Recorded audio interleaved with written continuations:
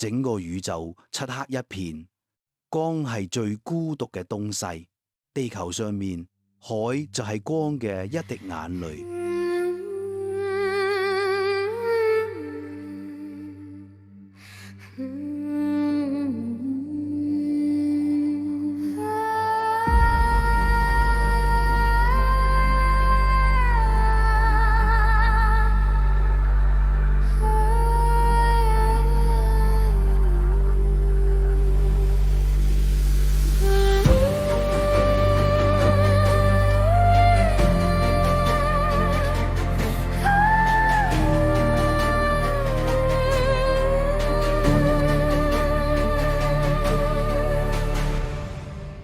整個宇宙此刻都連呼吸都聽唔到，光係最孤獨嘅旅途，漂泊天外無盡，戰役水星地微弱嘅跳動，穿過冰冷嘅虛無都找唔到一個回應嘅心。流浪之中嘅前燈路，邊個會記得佢？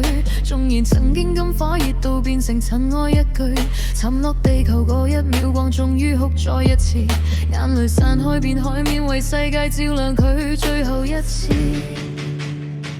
前赴過每滴浪花都似佢跌倒嘅記憶，每道反光都係佢講唔出口的秘密，誰會明白一束光嘅心思？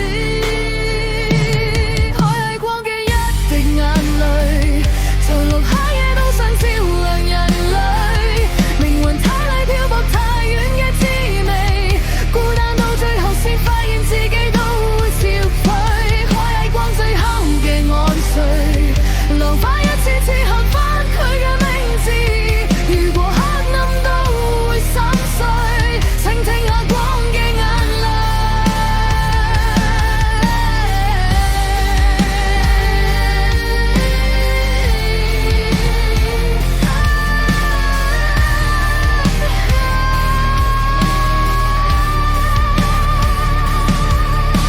佢照亮過每張臉，卻冇人記住佢。只見天亮與黃昏，冇問光行咗幾多歲，但海一直記住佢墜落嘅姿態，所以每個潮汐都係默默替佢講返真愛。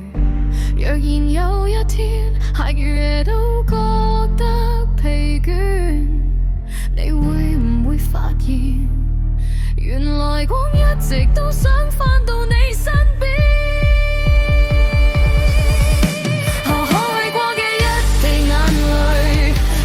破碎都想擁抱大地，讓刻意喜愛當從來未捨倦落劇，愛但到最後仍然要結先同你説你。海係光最後嘅安睡，浪花一圈圈複述佢嘅傳記，如果你願意聽下自己，